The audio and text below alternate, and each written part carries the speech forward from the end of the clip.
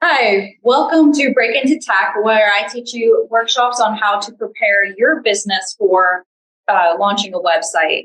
So I want to introduce myself. I'm Helena Williams. I'm with the Walls Project. The Walls Project is a 501c3, so we're a nonprofit, and I help run a program in the Walls Project called the Futures Fund. So the Futures Fund teaches technology, digital literacy skills in digital photography, graphic design, basically anything that involves a computer. We want to teach you how to do it. And I myself am a graphic designer, but I also build websites. And so I'm really excited to help get you through the steps that are needed so that you can build a website without getting right lost in the sauce. Because websites are very complicated. There's a lot of intricacies, not in just even the building of it, but actually preparing yourself for it. So that's what we're going to go over today. All right, so about today's lab, I already kind of introduced it, but just to make sure you know, we're going to be covering a few things about building a website. So we're going to talk about your customer, how you can cater your website to that customer for the ultimate goal, which is what you need to identify. So are they buying something? Are they requesting a service from you? So you're going to talk through how to get your goal in mind and then work backwards so that your website points them to that goal really quickly versus them having to figure out how to get to that end result. Strategy, how you build that website, how you're going to do it quickly and not get stuck. And project management, hand in hand with strategy. You want to make sure that you are keeping everything that you need to do organized, and so that you are breaking off things in chewable segments so that you're not trying to crash course building your website in one night and get burned out.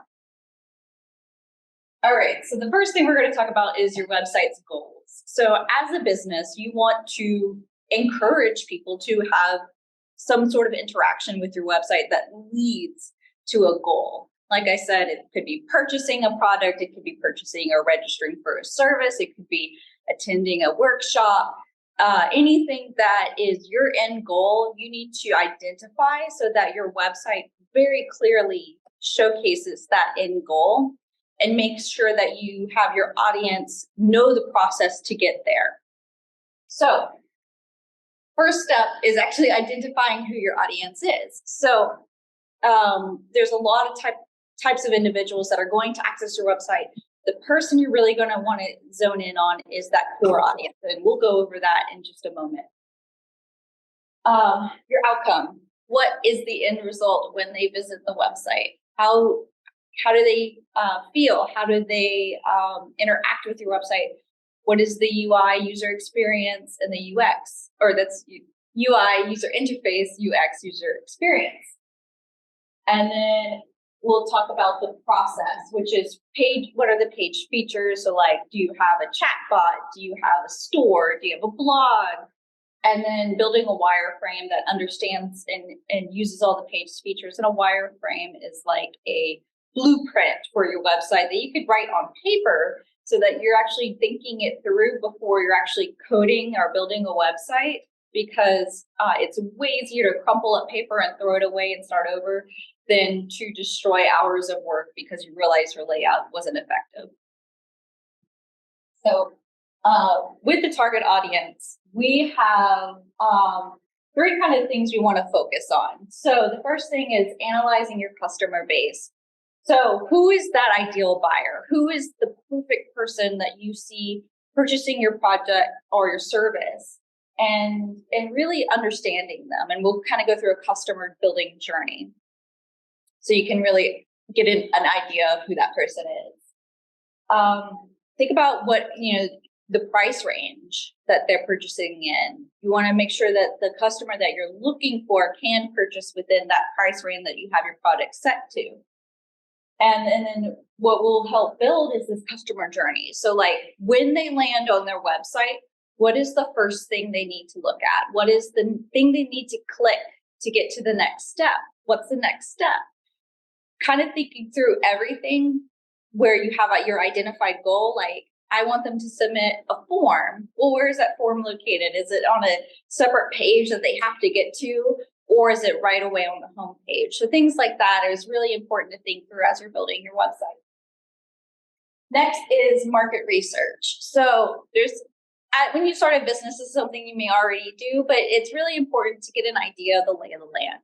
So, who is your competition, and do they have a digital presence, and what does that digital presence look like? And understanding that can help you say where you can stand out.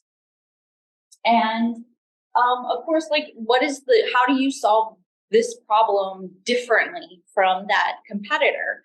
Because solving a problem is one thing, but how you do it and the quality that you do it in is what you can really showcase. And so you want to make sure your website or any type of digital presence showcases how you are able to stand out as a business addressing this issue. And then create a buyer persona. So kind of like with analyzing your customer base, the buyer persona is this fun exercise where you kind of look at if you've already launched your business and you have existing clients, looking at what makes them tick? Who are they? How do you kind of define them? And then there's fun things like psychographic details. What are their interests, their hobbies, their lifestyles? Do they have children? Do they love plants? Things like that can really help influence what you have showcased on your website and the way that you build your buyer frame. And of course, the pain points for your buyers.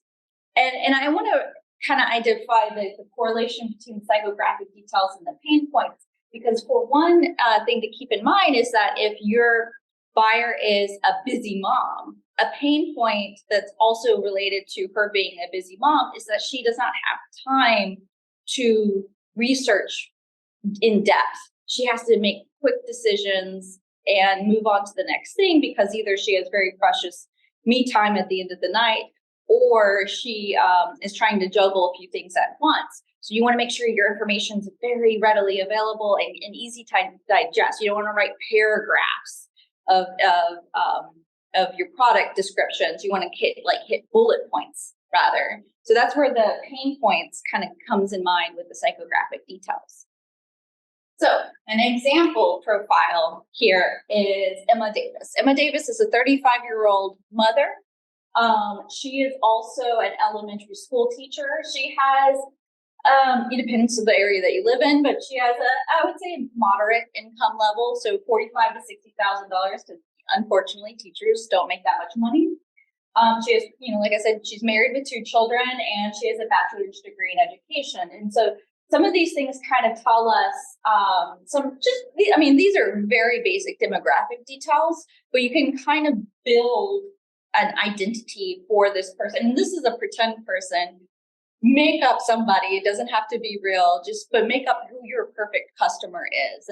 And maybe in this example, I'm selling a product that is really great for families, really great for moms, maybe really great for moms who want to help deepen connections with their children and educate their children, things like that. So she might have some already built-in skills, but she wants to tweak them for her family. What are the things that are important to Emma? So family, of course. Then we have childhood education.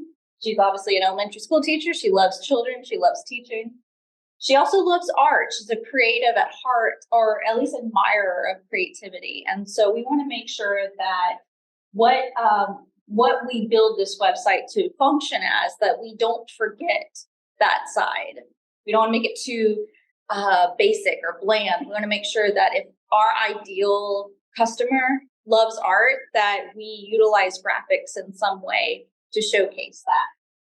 And she loves home aesthetic. It's just that these little things kind of help paint a picture, and it feels like a kind of a odd exercise when you're building a website, because you think, oh, I just need to get my pictures together, my stats together. But there's so much more to that. If you want your website to be effective in actually leading people to a conversion, which is like the purchasing, filling out a form, etc. So in your market, your actual buyer is going to be a small portion of who your whole market is. So, you have your available market, which is most of the chart. but then you potential market. So those are people who don't fit that character profile, but are close. I mean, maybe it's not a school teacher, but maybe it's a librarian. Maybe it's somebody who works at a daycare, or maybe it's somebody who worked but has become a stay-at-home mom. These are all people who are very closely and potentially related, but does not, you don't know if you'll get the conversion or not. And then your target market is the perfect person who you see purchasing or being interested in this product. And you have to think in marketing, if you get deeper into marketing, you have to think about the conversion process. It's how do you get that person from being interested to actually purchasing? That's a deeper and different workshop conversation. So once you understand this, then you have the base guidelines of what you need to build your website for. Who are you building your website for? All right. So with your outcomes is related to goals. Like, what do you want happening when they get on your website?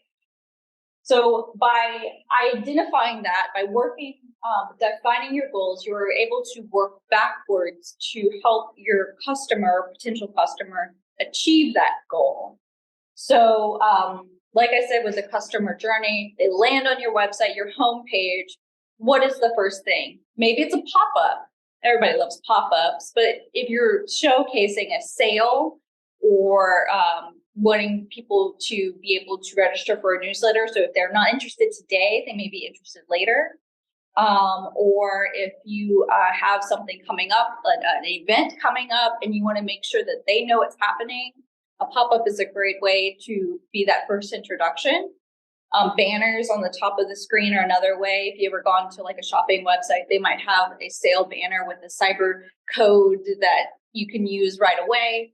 Things like that are other ways to integrate things that don't live in the actual website wireframe, but actually add to that user experience. So when they first come in that customer journey, they're able to be instantly interacted with.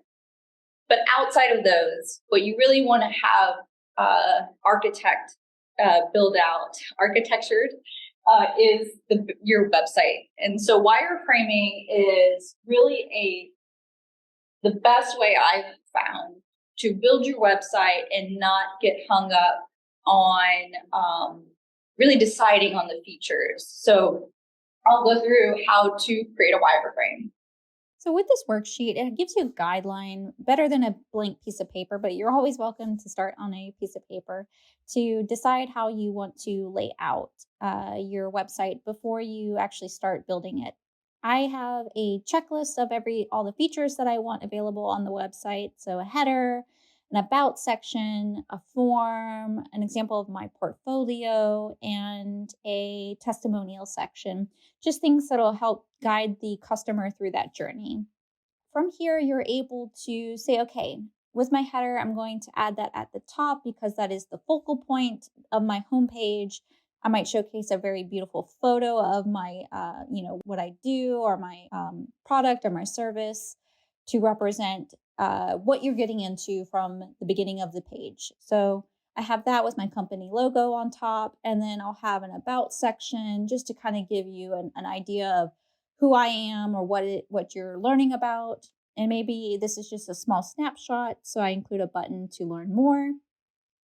From there, I want to think about the customer's journey and have them connect with me somehow.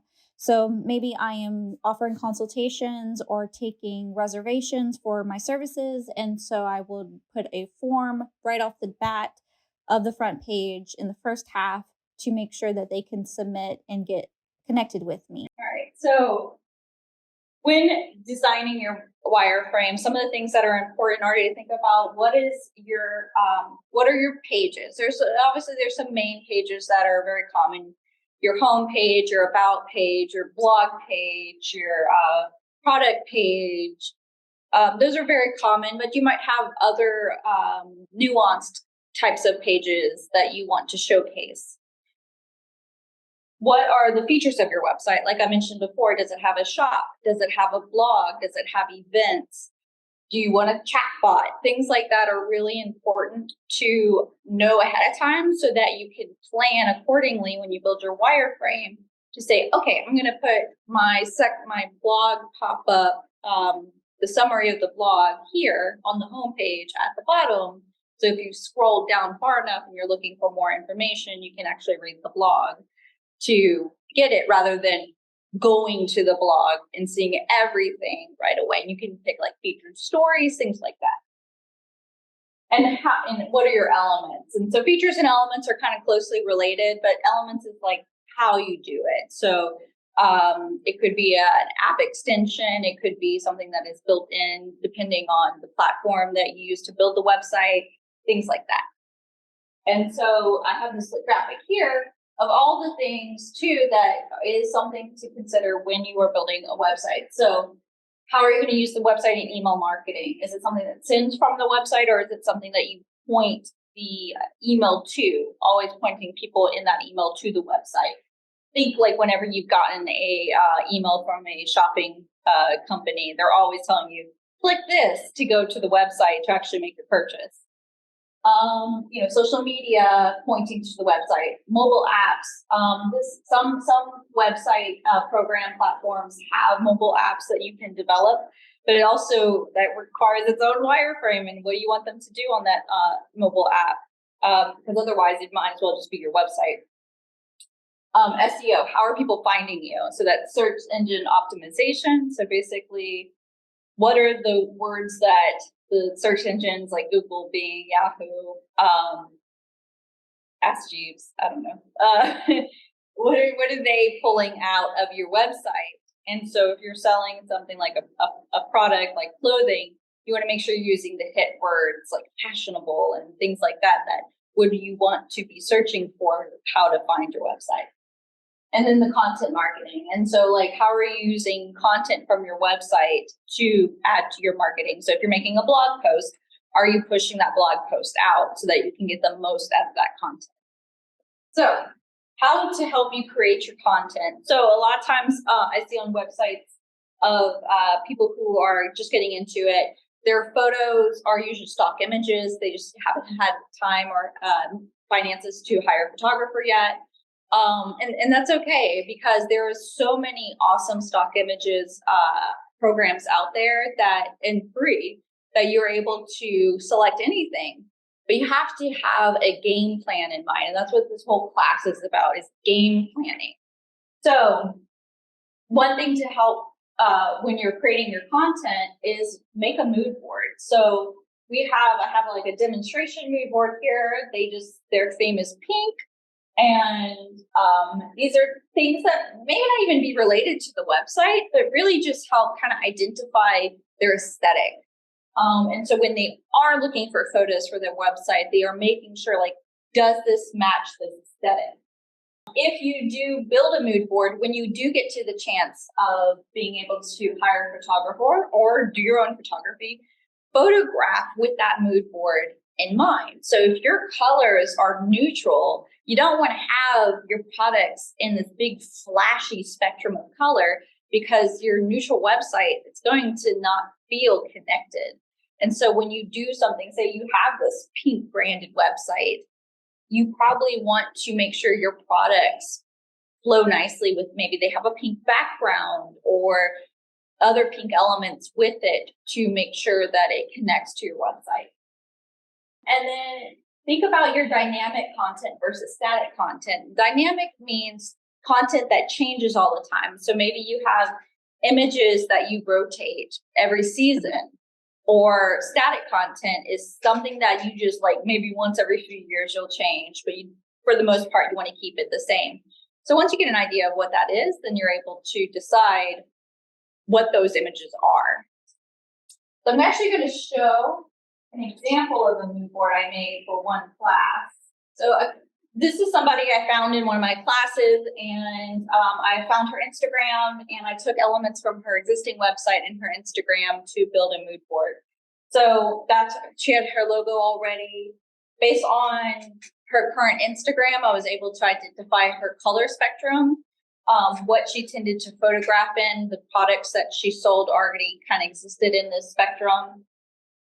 So from there, I was able to take her color chart and make this. The reason why this is important for a website is that when I build out my fonts, I am able to say, this is my darkest color, this is my lightest color, which is almost like pretty much white, but not white. And this is how my elements are going to look on the website. So these are other examples of fonts. These are fonts that are web ready. Some fonts are not web ready, which means that they're not available on the website, on the web platform. So when you set the font, it won't translate to other programs like, Safari and Internet Explorer, and that's a whole other conversation, but you just want web ready font. And then I went to Pinterest and some of her existing photography and chose some pictures for the mood board. So she's a potterist. So I took things that, like that looked like clay. That's actually an image that she had. That's a stock image. That's a photo that she had. That's a stock image. So you can see how these can start being affected by existing on the website. Really, this just informs your idea making. Like, what am I going to show? How do I show it? What images am I selecting? It's a guidebook so that you don't stray too far, because I get very excited when I see a brand new image that stirs my creativity, but it may not actually fit my brand. And so I want to kind of keep it in line. All right. So the next thing is sprints. So I have another PDF that you can download and print for the sprints, but this is that project management side of things that I was talking about. So when you are going to build your website, it is a lot of work. It is not something you do. I do not think you should ever do it in one night. You will definitely burn out and you'll have a half-finished website that you'll never want to touch again. And that's maybe 6 hours into the wee hours of the night that you ultimately did not get the best use out of, other than maybe learning some things as you went. So the way that I break things down is to timely chunks in what we call sprints. So a sprint it can be week 1, week 2, it can be day 1, day 2. It just depends on your time, the time that you have that you can allocate to this. But even in your sprint, you want to even break it down further, because you want to make sure that you're not doing something out of sequence where you're like, I should have done that first before I did this. And so by mapping it out, you can kind of get an understanding of, okay, I'm going to do this, and then I'm going to do this, and then I'm going to do this. And then at the end, you have your end result. And you can have way more than 4 columns. I think in the printout, I have like 7. It just really depends on what you need to do and how much time you have to do it. And what happens is, say you, on your day 1 or week 1 sprint, all you were able to do was get to here. These 2 items just get moved down, and then your sprints go into sprint 6, sprint 7, just whatever you need to accomplish it, but so you know what's coming next. And you can kind of get an idea how long it takes as you go. It's not prescriptive of how long building a target audience takes, because for everyone it's different. So if all of this sounded like fun, but maybe a little bit overwhelming still, because there's a lot of information to be learned, I want you to know that there is a place that we have in the Futures Fund. Futures Fund, of course, because we're a nonprofit, is free for everyone, that we build a community that you can actually have support when building your website. This is something that is available to you throughout the year, and all you have to do is register. So we have Tuesday and Thursday night classes that you're able to register. I'll have a link in the video. That we help do web development beginner and advanced. So beginner is that very basic coding class that teaches you HTML, CSS, a little bit of JavaScript, wireframing, just kind of everything that we went over, but in a more slow-paced way, so that if you're like, I needed at least 3 months to get this, we got 3 months for you to get through this initial phase of your website. And don't worry, we don't expect you to have everything figured out and you have this advanced flowing website at the end of the beginner. That's why we have the advanced class, so that we can make sure that you have the opportunity to take your first run into a higher level of accuracy, completeness, viewability, everything that you need, so that when in advanced, you have a beautiful website that you are proud of and that you are able to use for the benefit of your business. So that's that. And then, of course, we have more workshops coming up. We try to do one workshop a month. In March, we have Teresa's introduction to cybersecurity. So actually the career path that is cybersecurity. So if you ever are interested but don't even know where to start, or what, that you know that there's like so many actual pathways in cybersecurity. Teresa is a expert in cybersecurity, and she's also the dean of the Futures Fund. So she helps create all this content. And she will be teaching that on March 9th at 12 p.m. at the Carver Library. We also have a very basic class, but we want to make sure that everyone has access to these digital skills. So this is fundamentals of online searching. This is probably one of the most like early stages of website learning that you need to know, but we want to make sure you know how to really search the website to get the results you want and know that they're safe results. That's the other thing. We don't want you worrying about clicking something and then getting some kind of virus or a website that you didn't intend to go to because the search result was misleading.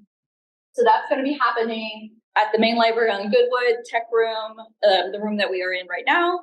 And that's going to be 10 a.m. to 10:30 a.m. It's a short class, but it gives you an opportunity to learn these skills. And that is with Charmaine Hamer, who's an instructor of the Futures Fund. So that's everything. I want to thank everybody for being a part of this workshop. I want to really encourage you to review everything and give it a go. And don't feel like any hesitancy to contact us. If you are in the middle of a project and need help from Teresa or myself, please email us. And if you do have time, I'll link the survey if you enjoyed this. The survey is just to help us make sure that we have more workshops, that we have where you can get a workshop that you're looking for that you didn't see listed on our website, and really just also make us better, because we are only here to serve you, and we want to make sure that you get what you needed out of this class so that we can offer it the next time in a better way. Well, I'm Helena Williams. I want to thank you so much for being a part of Break Into Tech. And I hope that you have a really great experience building your website, and good luck.